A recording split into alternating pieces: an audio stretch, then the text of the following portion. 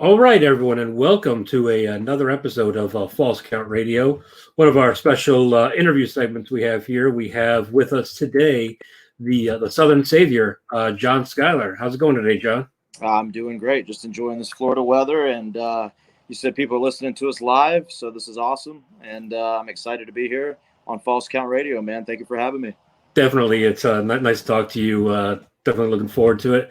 I have a chat on the audio on the Mixler, so if anyone listening live wants to ask any questions, feel free, throw them in the chat there. But I was going to get started. First, did you grow up a wrestling fan? And if so, who were some of your favorites? Yeah, I grew up a huge wrestling fan. I grew up in South Carolina, and I had one older brother who I always wanted to hang out with him and his friends. So I was obviously interested in whatever they were interested in. And they went through their wrestling phase. So like anything else, they kind of grew out of it. I didn't. I never really grew out of wrestling, and that's why I'm a wrestler now. But yeah, huge fan of both WWF and WCW growing up. I was a real big fan of Bret Hart and Mr. Perfect. Shawn Michaels, and then I really became big fans of people like Arn Anderson and Terry Funk, and then later on guys like Eddie Guerrero, Chris Jericho, really like the workhorses, and a lot of the Intercontinental champions from that era were all guys that kind of gravitated towards and became big fans of, and Stone Cold Steve Austin too. Right. So, I mean, how can you not like that guy? Who wasn't? Yeah. Exactly. I mean, he had the coolest job in the world. He came out every Monday night on live TV and got to drive something cool and then drink a beer or 12 in the process. So, and he got to beat up his boss. So, I mean, there was a lot to like about Steve Austin. It's the American dream right there. Yes.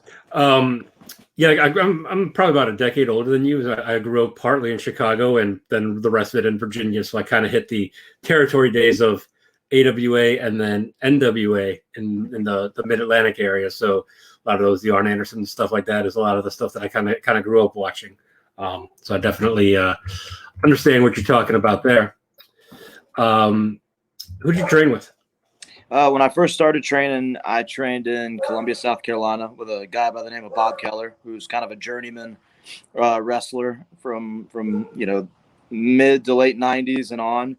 And he still has a school there. If anybody's ever in the South Carolina area and they're looking to train to wrestle, you can always call Bob Keller. He's got quite the school. But you only get to a certain point with wrestling training before you've kind of learned everything there is to learn. And then you just kind of have to hit the road and kind of learn on the job. And once I started doing that, it was really guys like, one of the guys I give the biggest or the most credit to is Steve Corino, because he really kind of took me up underneath his wing. And, to this day, he will text me and send me pieces of advice or tidbits or something that he saw or watched. And him and C.W. Anderson really took a liking to me. They're guys that I consider coaches or mentors. And also guys like Rock and Roll Express, because I used to travel up and down the roads with those guys too. So I kind of got a little spoiled there for a while in the Carolinas with some of the names of people that were kind of coming through on a weekly basis at some of these independent shows. Steve Corino, definitely a well-respected name out there, and especially like seeing his son right now, especially recently appearing on the NWA, on Power Show and things like that. So it's good to hear that he's also kind of keeping up on you. Somebody else that I know kind of has taken a liking to you is Cash Wheeler. I know you used to tag team with him, but in an interview earlier this year, John Silver of AEW said that you would be the next breakout star. And Cash Wheeler actually responded to that saying, and I quote, "He's not wrong. It's crazy how good and underappreciated Skyler is. I think I could think of hundreds of less deserving guys that he should kick in the ass and take their spot." So, with that, and, FTR, a lot of people think one of the top tag teams around right now. So that's got to be something good to hear. Yeah. Me and Cash have known each other for a long time. We started around the same time. He was a couple years ahead of me in the wrestling business, but at some point we kind of linked up on the independents and we started traveling together and traveled the world together, lived in Europe together. That's one of my buddies there. But yeah, you're exactly right. Him and Dax both. You say one of the top, it's always going to be, in this generation anyways, is it them or the Bucks? Is it them or the Bucks? And, there's always going to be an argument to be kind of made there in terms of tag team wrestling in this generation. But I might be a little biased, but I would probably go ahead and give the nod to FTR on that one. Yeah. Just because they're my boys. I said I was a little biased, but I do think, especially if you look at their careers in totality and the number of big marquee matches that they've had on a national scale, you kind of have to tip your hat to FTR. And the Bucks are obviously great too. They've changed a lot of how the business works now, both inside the ring and behind the scenes. And, they're going to be one of the most influential acts, I think, across the board that our business has ever seen. I go one further. I really dig that old school style. So, like, I tell people who listen, I think they're the best team since Arn and Tully. Yeah, and that's, high praise as well, because Arn and Tully were a tremendous tag team. And, Right.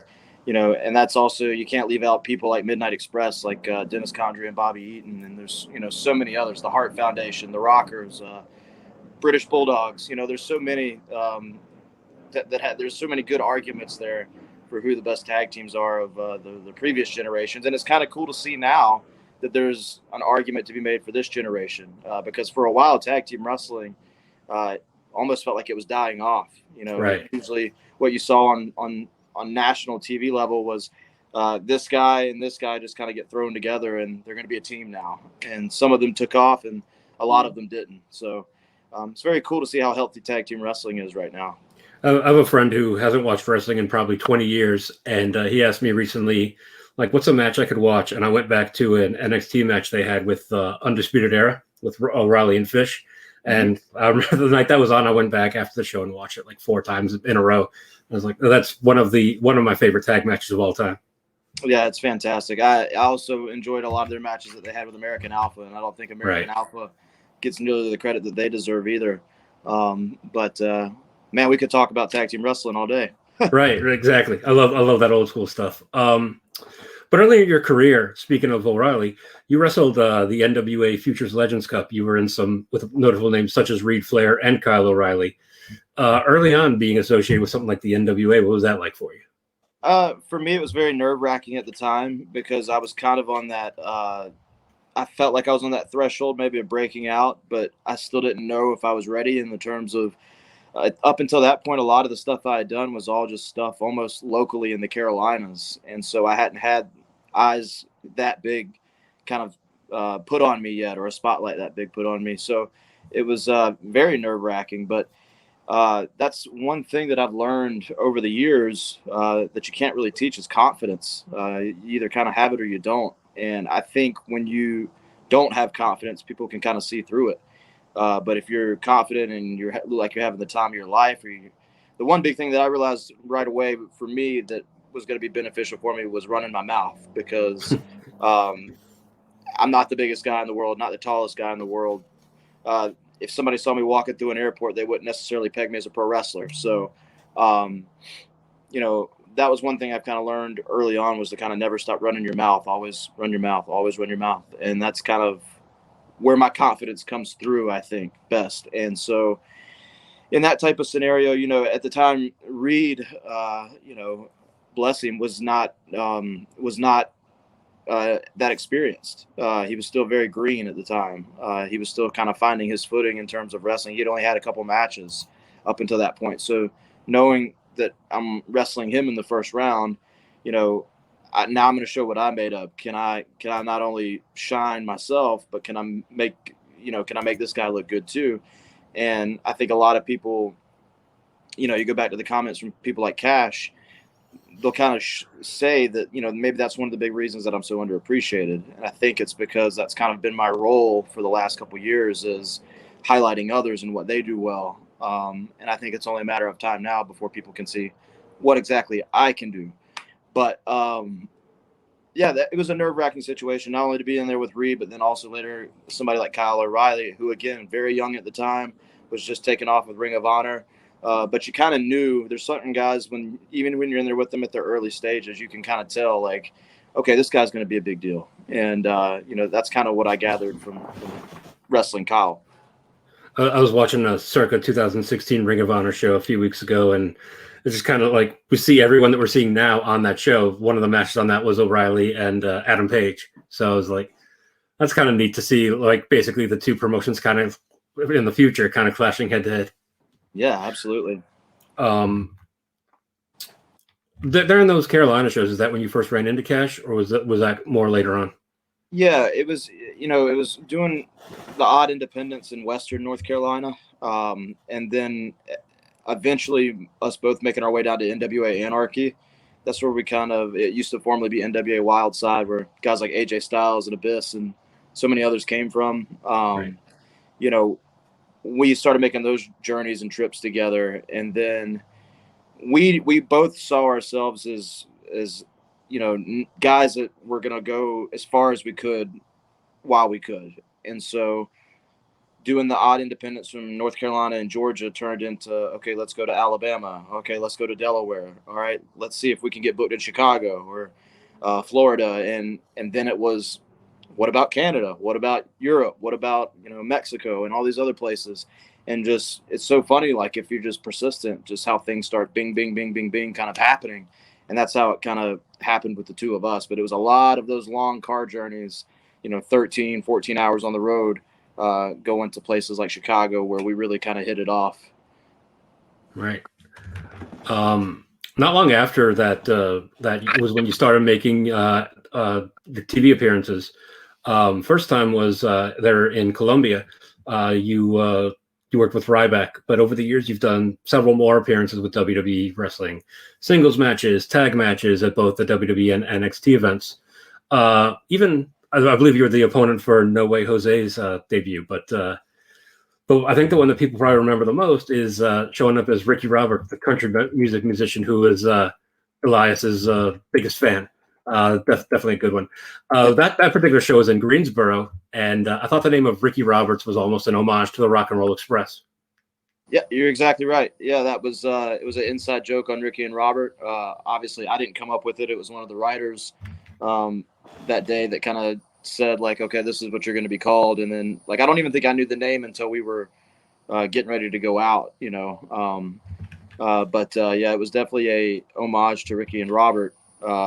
And I think like just a kind of like a wink and a nod, not in any kind of way other than that. Like, oh, we're in Greensboro where Rock and Roll Express is famous, so why not? Right. But that was an interesting day because that was the one segment that I think I've ever done with WWE up until that point where there were so many moving parts to it. Like, I had a promo, then Elias had a promo, then it was technically supposed to be a match to set up Elias and Bobby at SummerSlam, Bobby Lashley. And, then I had this guitar and I have to break this guitar. And so there were just so many moving parts and so many things that could have easily gone wrong. And for the people that see it for what it is, entertainment and pro wrestling, I think a lot of people enjoyed it. I think some of the like diehard wrestling fans that have to sit through 3 hours on Monday Night Raw were probably like, oh, why do they keep doing segments like this? But it was a lot of fun to do. And that's actually the only time in all the things that I've done with WWE, matches, start matches, live events, that's the only time that they ever called me back into Gorilla because Vince wanted to thank me personally. Oh, yeah? And so that was kind of cool. It was really cool, actually, because they called me back into Gorilla and said, we would like you to go thank Vince. And I go, okay, sure, no problem. And as I went to go thank Vince, he stood up out of his chair and, shook my hand and thanked me and just was like, hell of a job, pal. That was great. Wow.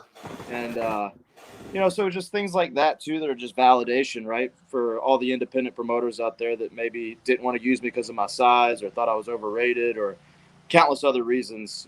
When somebody like Vince McMahon kind of tells you, like, you did a good job, it's the ultimate pat on the back. It's the ultimate validation. Yeah, that's awesome because, obviously, like a lot of the internet wrestling community seems to think that Vince is out of touch and doesn't pay attention to the show anymore. But obviously a story like that says that that's absolutely not true. Yeah. Again, for a guy like me and for, I think, a lot of wrestlers, a lot of what they try to do, especially on television at WWE, is they want to get that seal of approval from Vince. And at least on that day I had it. We'll see if I ever get it again. Yep. It doesn't really get any better than that. So when those kind of things happen, who I'm just curious about like how that comes about. Like, who calls you? How far in advance do you know that they're going to use you? Obviously, like your first shot was in Colombia, which is where you're at. So I would assume that was like just like probably a quick thing, but how does that kind of stuff come about? It's changed over the years. When I first went back in the day, I know I sound old, but a lady named Amanda from the office would call you and say, "Hey, we'd like to bring you in for a tryout," and they would kind of do a lot of the tryouts there at television, and it would be over 2 days, maybe 3 if there was a pay-per-view close by. So the day before the Columbia thing with Ryback, I was actually in Greenville, South Carolina for Raw, and just didn't do anything. I was just hanging out all day. So they used to kind of call you from the office, but then anyways, with my experience anyways, they somehow got my email and they would just email me the information, and they would say it'd be this date or this date, this date, and this date, and that would be it. You would just reply back and you would have to email them certain information back, but that was just kind of how they would book you from then on out. And then I don't know what it's like now because it's been several years since I've been back, but at least doing anything like that. So it could have changed since then. I have no idea. Right. I was just curious. I was thought maybe like Bruce Pritchard or Johnny Ace might have been the one to contact you, but you're saying it's somebody that actually works in the office. Yeah. And for a long time, it was John Cone, who's one of the best referees that they have. He would kind of handle the emails and things like that. And he's a great guy. He was always very, very nice to me every time I was there. And and then even when you show up, like I said, there's no guarantee that you're going to do anything. You could be wrestling in a dart match. You could be wrestling in a match on Raw, or you could be a Rosebud, or you could do nothing. Rosebud. But I was very thankful, and I think a lot of it at the time might have been because of my size. I am a little bit of a smaller guy. There was a lot of times when I went that I got picked to work. So, and then if you work, obviously you make a little bit more money. So that's always cool. A Rosebud's a little bit of a deeper cut. Did you ever work as a Rosebud? I did one time at one of the Slammy Awards that they did, and I made sure to wear it was like a full-blown chicken costume. So it had a helmet or a mask and everything. So I was completely covered up because I didn't want people to know I was a Rosebud. I know a lot of people, and God bless them again, the people that appreciate. I mean, and I'm not saying that I didn't appreciate the opportunity and appreciate being there, obviously, but when you work so long and so hard to kind of build up this equity as a pro wrestler and you want to be this great pro wrestler, the last thing you want to do is stand in line and march around the ring with some sort of ridiculous outfit on. So I always made sure if I was a Rosebud, I was covered up. Ironic that you did that, and then you were in No Way Jose's debut match, who kind of had a similar thing where had a bunch of people coming out with him and things like that. So, yeah, it's just kind of funny. But around that time, you formed the Love Hate Machine with Stephen Walters. You guys were tagging for a couple of years there. How'd that pairing come about, and what was your favorite match with him? So Stephen Walters is Cash Wheeler. I don't know if a lot of people know that, but yeah, that was kind of right around the time we started traveling together. We were both coming up with ideas for tag team names, and that name just sounded really cool. I think at one point there was somebody called the Human Hate Machine, and we always thought that was really cool. And then I think there was a 9 Inch Nails album called Love Hate Machine, and that's kind of what we decided on because it just sounded really cool. But once we started going to Europe and really cutting our teeth as a team over there, when we kind of came back, we were like, hey, a lot of people know we were over there together. Let's do something when we get back to the States. And so we had great matches, had a lot of fun with teams like the Bravado Brothers and Cedric Alexander and Caprice Coleman and several others. But, it was just one of those things where we were such good opponents and we had such good chemistry as opponents. It was kind of hard for us to become a tag team just because we worked better against each other than we did together. Right. Do you prefer tags or singles? It just depends. I don't feel like I found for example, I'll go back to FTR as a tag team, Cash kind of found Dax or Dax found Cash or however they met, but they're the perfect team or the perfect partner for one another. I never really feel like I found that perfect tag team partner that I would had all the chemistry in the world with. So as much as a fan, I really enjoy watching tag team wrestling because I feel like with 4 people and the rules and everything, it can be really exciting to watch, even more so than a singles match. But personally, as a performer or as a wrestler, I enjoy singles matches and working singles matches over tags. I've only seen you wrestle in person once, and that was 2019 at WrestleCade. You wrestled Andrew Anderson at that show. Since then, that was my first WrestleCade, but every year I'm into it now. But you wrestled there a lot of times over the years. You wrestled Shea and Helms. You wrestled in Battle Royals, things like that. How do you feel about the convention atmosphere as opposed to a traditional wrestling show? Sometimes it can be hard. You never know. A lot of times, I've done conventions and the crowd's been completely electric and ready and fired up. And then there's other times when you have a very open type seating ballroom where it just doesn't sound it's packed, but it doesn't sound packed, or right. The people just feel like they don't really care. And it's also hard booking a convention show because a lot of matches are just cold matches. It's this guy from this organization versus this guy from this organization. And it's more of like a showcase than anything. There's not a lot of meat on the bone in terms of storylines or rivalries or angles or anything like that. So it can be a little bit more difficult, I think, for the fans to sink their teeth into some of the matches. So, but when it's like any other crowd, when they're good, they're good. And when they're not, it kind of sucks. But it just makes us all strive to work a little bit harder to try to get them to get loud and be on their feet. I got a little distracted at one of the shows that weekend. I think it was the all ladies match show. And because I was there by myself, so I just sat down. I found an aisle seat just to sit and watch the show. A couple minutes after sitting down, someone sat across the aisle from me. I didn't think anything of it. It was a Japanese guy. And then between matches, I just looked around. I looked over. I'm like, holy shit, that's the Great Muta. Yeah. So yeah. I'm like, yeah, I was just going to say, I was there in attendance the night Muta wrestled, and that was just something that's one of those moments, again, as a fan, you'll never forget. Such a big fan of him and Liger and Chono and a lot of those guys that came up in that Ultimo Dragon from that era. So getting to see Muta, even for a guy like me, who's been in the business now 13 years, it was quite the treat to see him perform live at least once. Yeah, and also just see him come out and confront Nick Aldis there. That was a pretty neat moment for me as a fan. Yeah. Are you planning on doing that show this year? It's just going to depend. It's going to depend on a lot of things. I've got a lot of things that are up in the air right now. Availability might be an issue, so I'm just trying to see. But as of right now, no. I have no plans on being there this year in any capacity. But that could always change. You never know. I like the fact you're wearing a Cubs hat too, by the way. Oh, yep. I almost said something about that when you said you were from Chicago. Yeah. I grew up 6 blocks from Wrigley, so been there plenty of times over the years. You did a couple. Speaking of Muta, you did do a shot with New Japan in one of their U.S. events. I believe that one was in Charlotte, working with Colt Cabana. How's that kind of thing come about? So a company that I had a big hand in for a long time in the Carolinas was PWX, Premier Wrestling Experience. They still run fantastic shows in the Carolinas.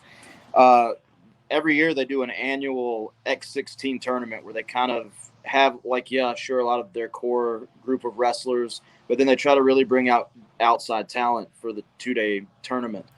And this one year, ironically enough, at WrestleCade, I had happened to bump into Kevin Kelly. Now, Kevin Kelly helped me get my spot at Ring of Honor, the brief period of time I was in Ring of Honor. And so we had always kind of had a rapport, but, weren't necessarily tight or anything like that. But we really had some good conversations over the course of that weekend. And then I messaged Brian Kanabrowski, who runs PWX. And I said, hey, I know we've been looking for a commentary team for X16. What about Kevin Kelly and somebody? It would be really cool. That would be a special added just treat to have Kevin there calling these matches. And Brian said, sure, have him give me a call. So they worked out a deal. Kevin came in. We brought in, I think, Juice Robinson that year too for the tournament. I actually wrestled Juice. And I think just by word of mouth, both Kevin and Juice kind of went back to New Japan and said, hey, we could do something with this company and work with them when we start touring in America, maybe do a little bit of a talent exchange. And that's kind of what happened is over the course of the years, PWX would get, like they just had Finn Juice on a show. Had guys like Chase Owens. They had Liger on a show. They had Yoan Show from Roppongi 3K and Rocky Romero and a handful of others. Once we kind of established that rapport with New Japan on the independents and doing that little bit of a talent exchange, I think they had kind of reached out to PWX about helping locate some buildings on the East Coast that they could run some New Japan shows. And that's just kind of how business works is PWX kind of helped them. Let's scratch your back, or we'll scratch your back, you scratch ours type deal. And, after they got the buildings booked, they used a handful of PWX talent for those shows. And, it was an honor to be selected to do it. Me and Cabana actually won. We beat Shane Taylor and Lance Archer. So that's kind of crazy that I'm technically 1-0 in New Japan Pro Wrestling, but it was a lot of fun. It was a cool atmosphere, and it was something I was really proud to be a part of. Yeah, I know they just started announcing shows back in the U.S. I think the first one will be in California, so hopefully we can you'll be able to get on some of those shows in the future too. New Japan strong. Would love to be there. Yeah. Past or present, who would your dream match be with? Man, I get asked this question all the time, and it's so hard to pinpoint it down to just one. I think present, it's a tie.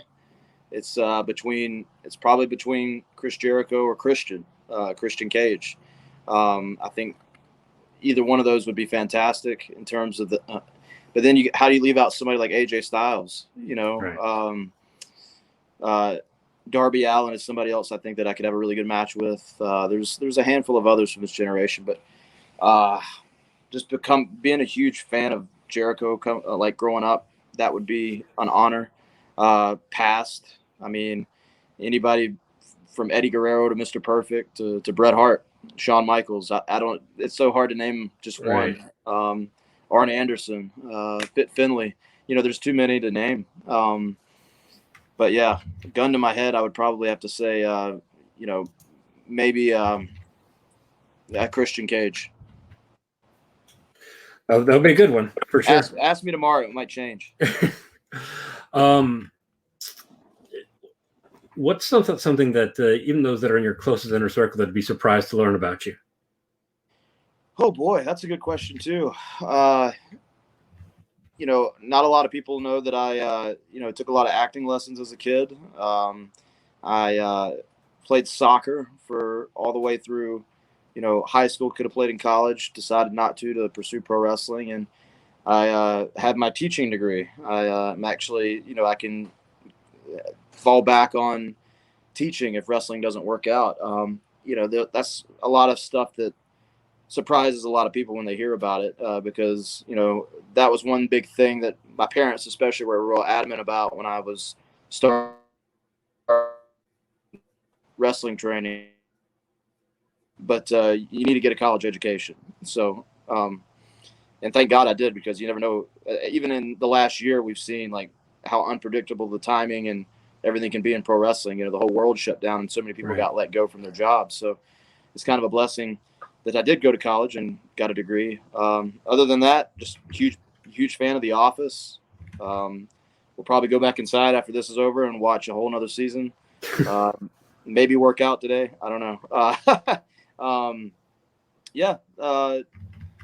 not a lot of people know that I even have an older brother. As many times as I bring him up in interviews, people are like, "Wait a minute, you don't have a brother? We've never met him." Yeah, I have an older brother. That's I had an older brother who got me into wrestling too. My grandfather too, but so I definitely understand that. But speaking of great opportunities, as of late, we've been able to see you on AEW a lot, mostly on Dark wrestling talent like Billy Gunn, Joey Janela, and Sonny Kiss, Dark Order. The list goes on. You're even rocking your AEW shirt there right now. What's that experience like, especially as you said that they've all occurred since the pandemic started? Again, yeah, it was a real blessing, because at the beginning of the pandemic, I was actually supposed to go for a WWE tryout at the PC, and it actually ended up getting postponed because of the world shutting down. And right after that, all the independents shut down. And then kind of right after that, school shut down. So I was kind of working out in my buddy's gym one day because my buddy owns like a private gym. And I was just literally that day, like asking him like, man, I don't know what I'm going to do. I don't know what I'm going to do to make money. Like, everything's closed, everything's shut down. What am I going to do to survive? And that day I got a text message from somebody in the office at AEW that said, hey, would you like to come and do some television shots for us? And I said, when? And they said, what about Wednesday? So I was like, yeah, sure. I'll just drive down to Jacksonville, and it's only 4 hours, and went down there. And that was the night I wrestled Joey and Sonny. And that went so well that as soon as I got to the back, they said, can you be here again next week? I said, yeah, sure. And they said, all right, next week you're wrestling Billy Gunn on Dark. And I had known Billy from the independents. We had wrestled, I think, one time before that, and we just kind of really hit it off just because we have that kind of relationship where we bury each other in front of everybody.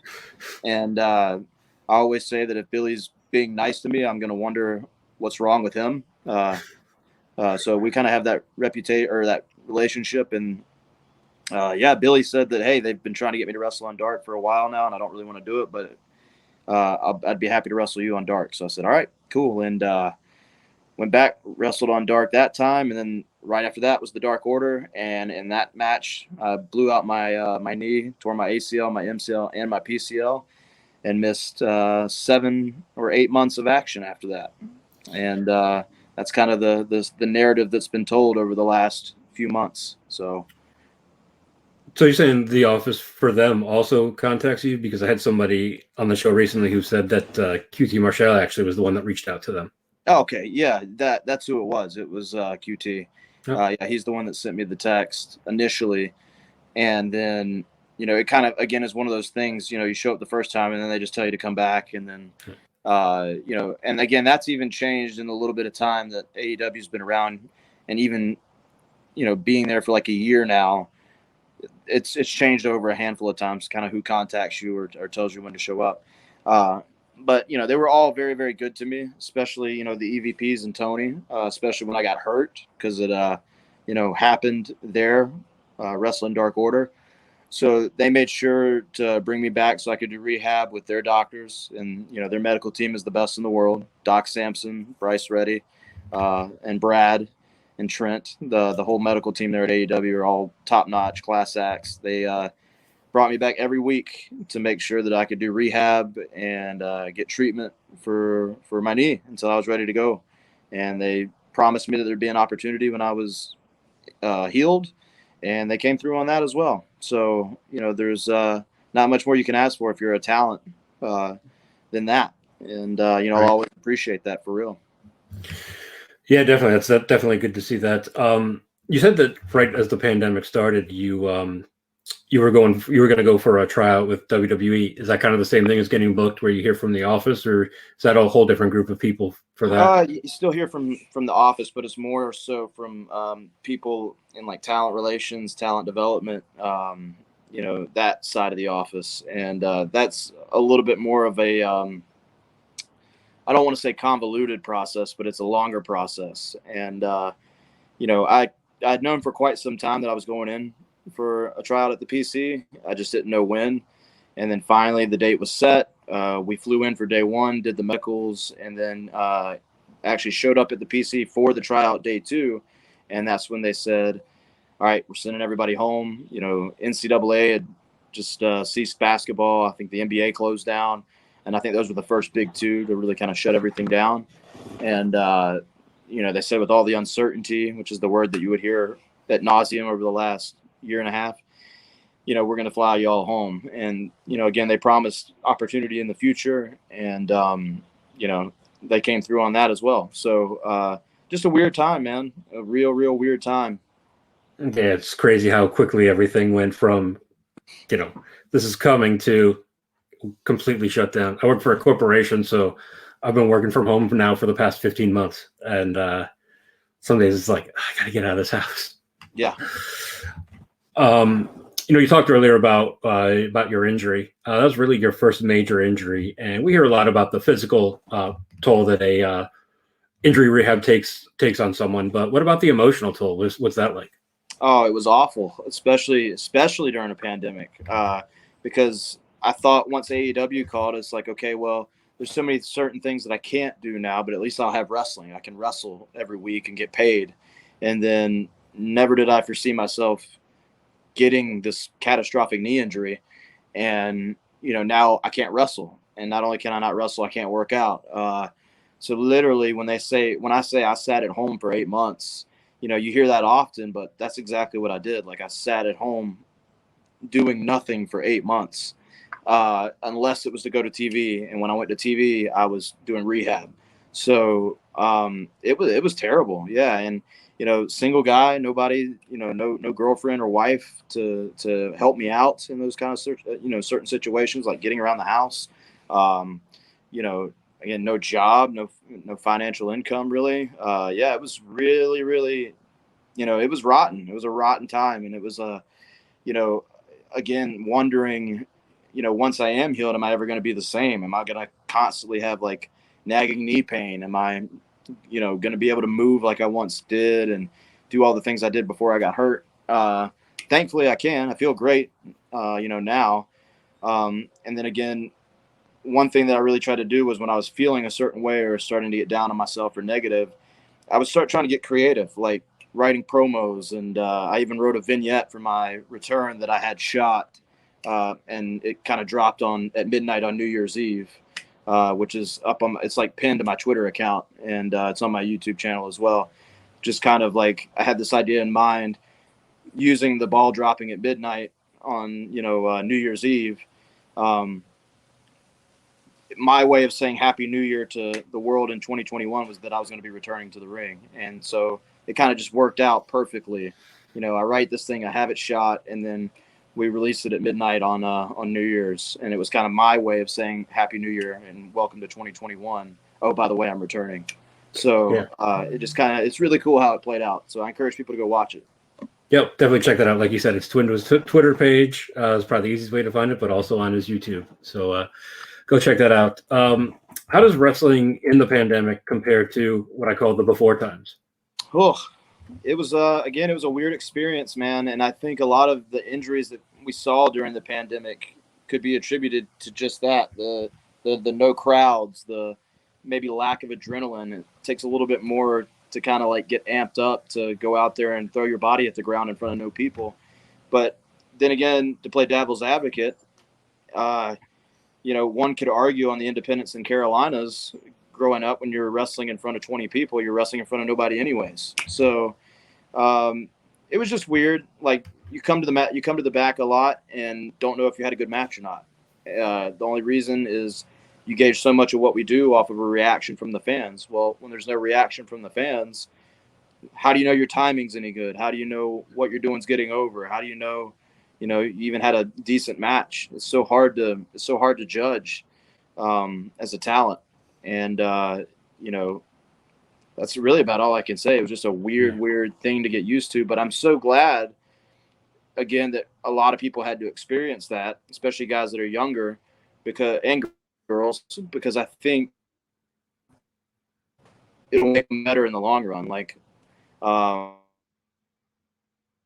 them realize what's getting over and what is it now that people are back. And I think obviously if those two things fall into play, you'll know if you had a good match, because the people will let you know if it was good or bad.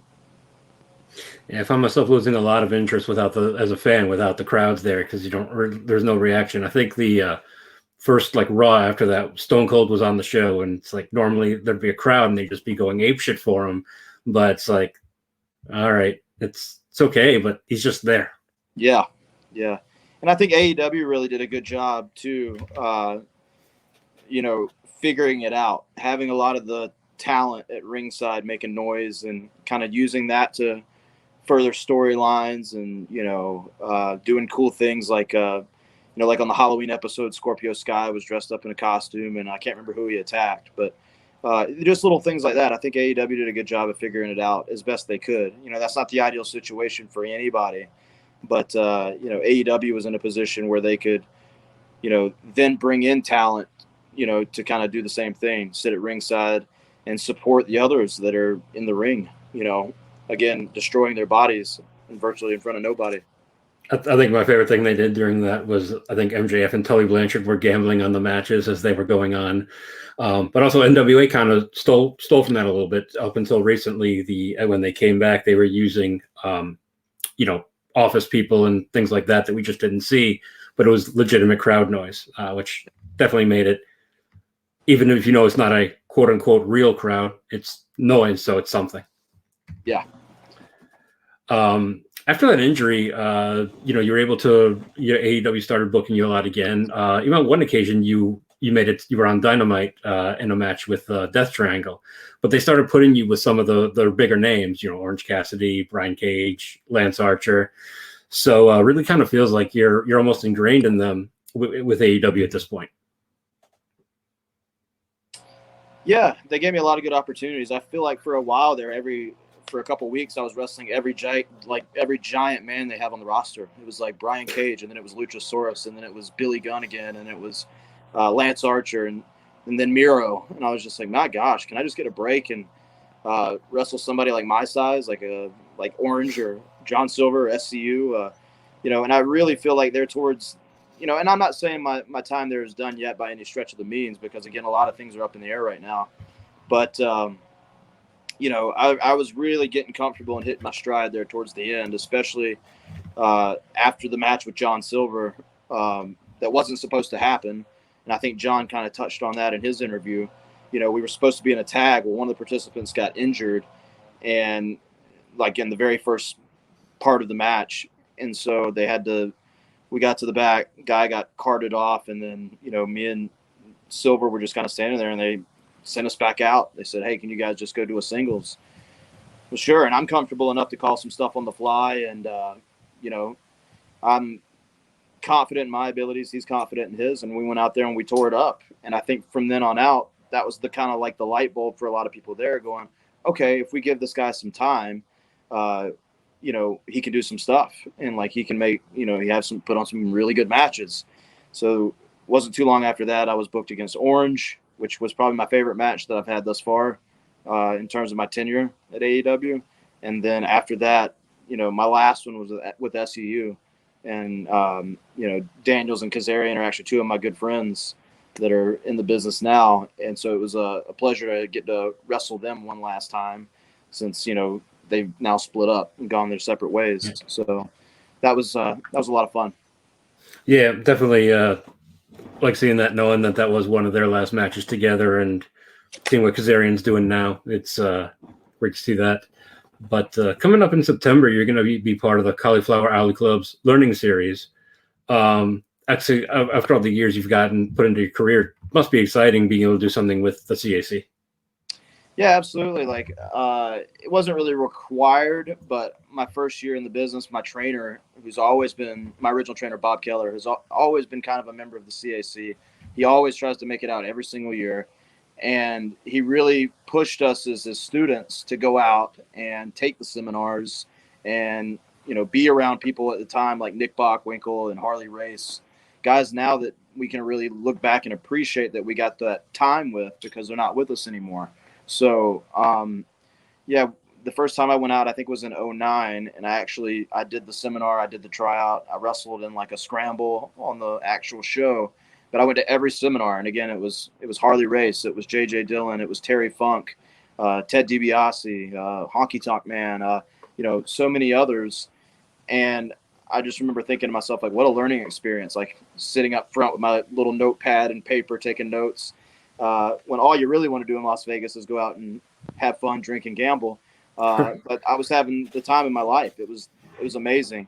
So to get the call and to be asked to participate in this learning series that they're doing was a pleasure and an honor, for one, because, not that I'm comparing myself in any way to any of those people that I just named, but knowing that, when I first started going out there, it was Terry Funk, one of my all-time favorites, Harley Race, Bockwinkel, and all these other people that were doing the seminars.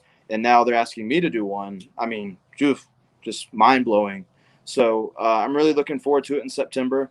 I get to I'm gonna have a co-host, Jim Valley, who's like kicked out of every life-threatening illness there ever has been, and he's still doing fantastic. I'm so happy for him, and I'm so happy that he's partaking in it with me.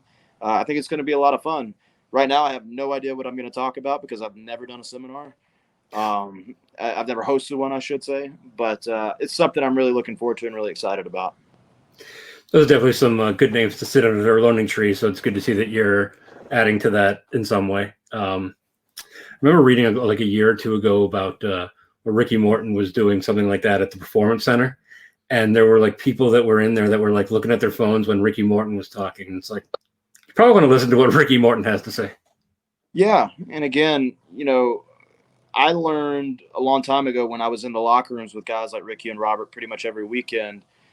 Some of the things that they say seem a little outlandish and far-fetched at times, but a lot of it is very, very true. And, for a while, I'll admit that I think a lot of me and my friends that have been very successful in wrestling kind of took having them in the locker room for granted. And, that's just, I think now seeing the longevity of their careers, to see that they're still out on the weekends, they're still wrestling shows, and just to think about all the knowledge that they have from their time in the NWA and Mid-South and everything else that they've done in their careers, those are guys you want to listen to, because you might not be able to apply 10 things that they teach you, but if you can apply one thing that they teach you and it can make you a multi-millionaire or very successful wrestler, you might want to listen to it, even if you get one thing out of 10.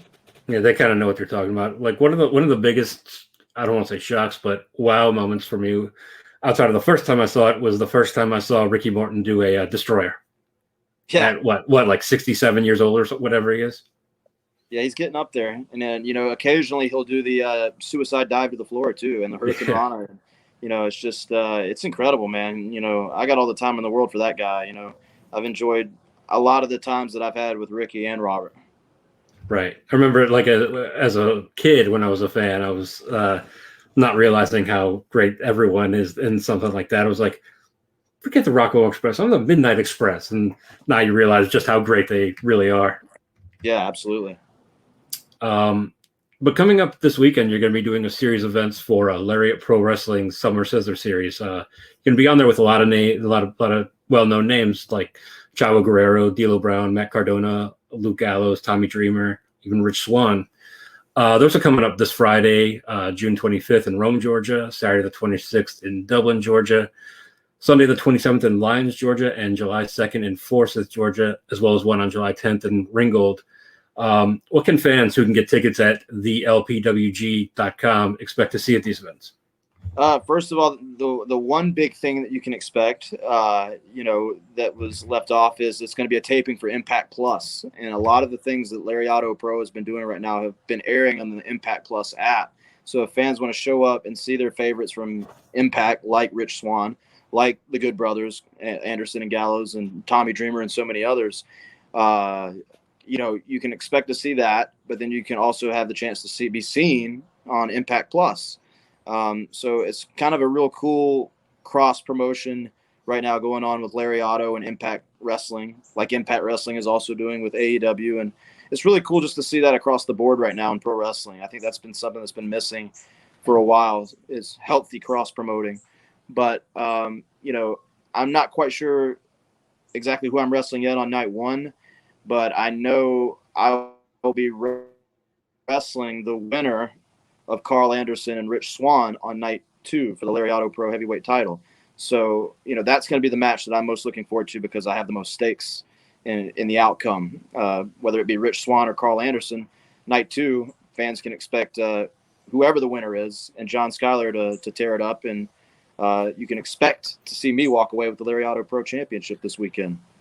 Awesome. Yeah, I think it's too far of a drive for me from Virginia, but I'll definitely be checking it out on Impact Plus. That sounds great. D'Lo Brown actually used to be a co-host of our show. Oh, very cool. You're also coming up on July 3rd. You'll be doing some work with EC3's Free the Narrative. What's going on with that? So the Free the Narrative thing has already been shot and it's already been released. And it was something that was a lot of fun. He has such a mind. He's a different level of thinker. He's probably one of the 5 smartest people I've met in wrestling.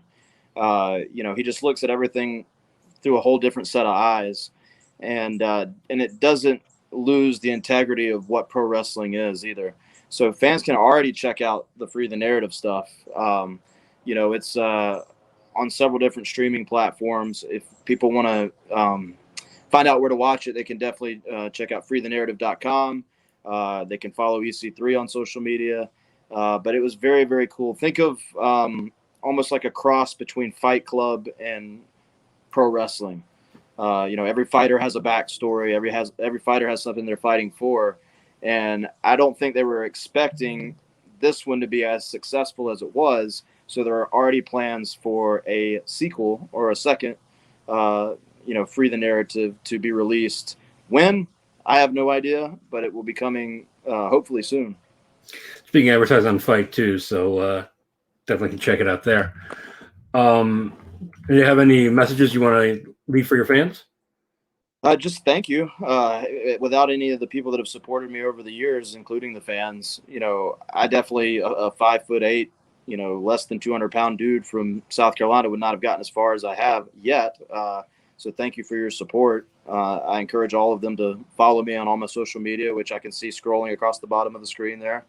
Come check me out at the local independent shows while you can, because it might not be a guarantee that I'll be able to do those forever. So hopefully I won't be able to do those forever.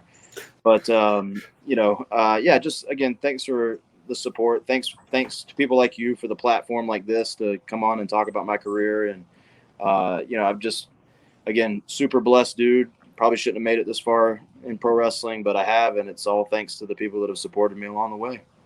Yeah, and for those that are listening on audio, you can follow John on Twitter at the John Skyler, as well as Instagram.